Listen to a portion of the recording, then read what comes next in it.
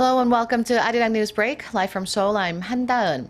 In the latest in a series of recent North Korean defections to South Korea, another North Korean diplomat reportedly defected from the regime last month, this time from a post in Russia. Park Jong-hong starts us off.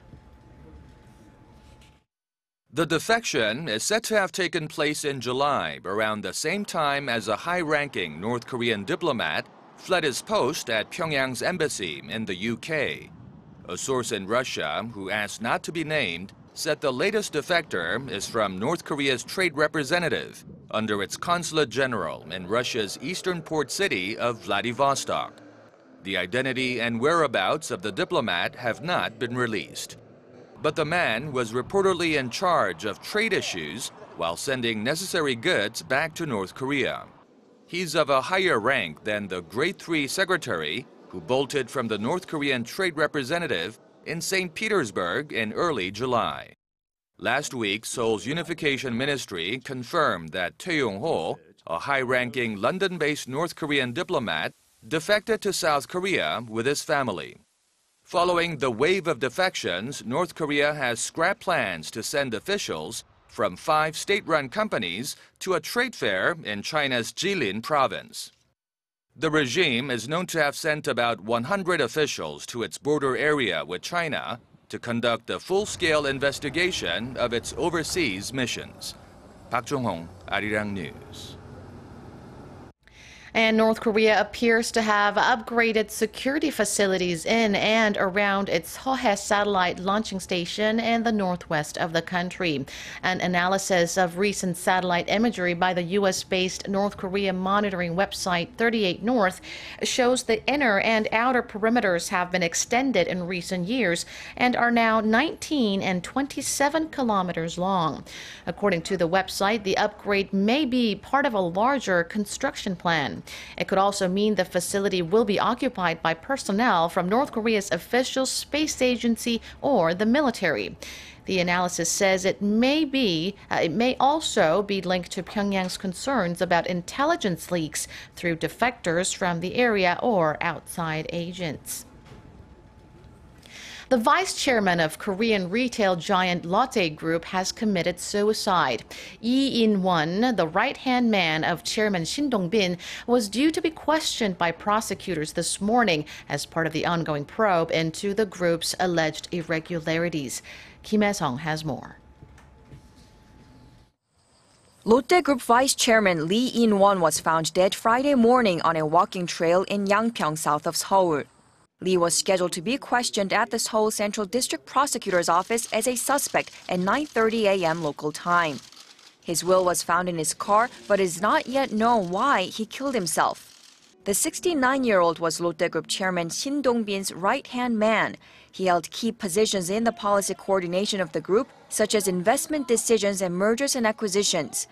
Prosecutors believe Lee, along with Lotte Group President Hwang Gak-gyu, who was summoned on Thursday, were aware of the retail giant's irregularities and involved in embezzlement and the creation of slush funds. Korea's 5th largest conglomerate has been subject to a wide-reaching probe since June over alleged corporate irregularities. Kim Hae-sung, Arirang News. Korea's 3 major political parties have resumed their deliberations on the government's almost $10 billion supplementary budget plan. The floor leaders of the parties agreed yesterday to put the budget bill up for a full floor vote next Tuesday. Officials hope the supplementary budget will breathe fresh life into Korea's sluggish economy. It'll include the restructuring of ailing shipbuilding and shipping companies by recapitalizing state-run banks. Deliberations stalled last week as the opposition refused to go ahead with the review session without first completing the witness selection for next month's hearing on the shipbuilding and shipping industries. Korea's consumer sentiment hit an 8-month high in August despite lingering concerns about the government's corporate restructuring drive. The Bank of Korea says the consumer sentiment index came in at 102 this month, up 1 point from July. A reading above 100 means optimists outnumber pessimists.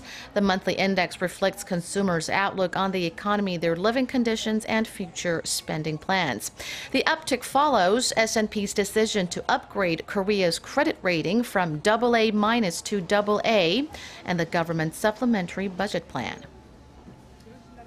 In quake-hit Italy, a 4.3 magnitude tremor rattled the already devastated central region of the country on Thursday afternoon local time.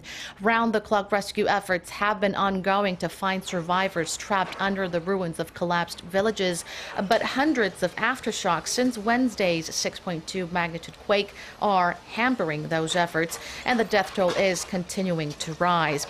At least 250 people are now known to have died, and more than 300 were injured so far. Korea got off to a rainy and much cooler start of the day today as the prolonged, stifling heat wave that gripped the nation for weeks has been washed away by downpours overnight.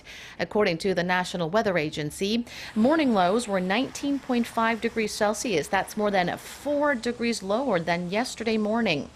Afternoon highs will also be lower, ranging between 24 and 32 degrees Celsius. As of yesterday evening, special heat wave alerts had been lifted for most of the country except for southern Jeollanam-do province and Jeju Island, where a heat advisory is still in place.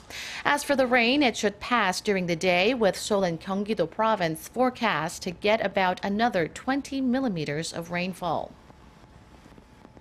And that's all for now. Stay tuned for more top stories here on Arirang. Thank you for watching.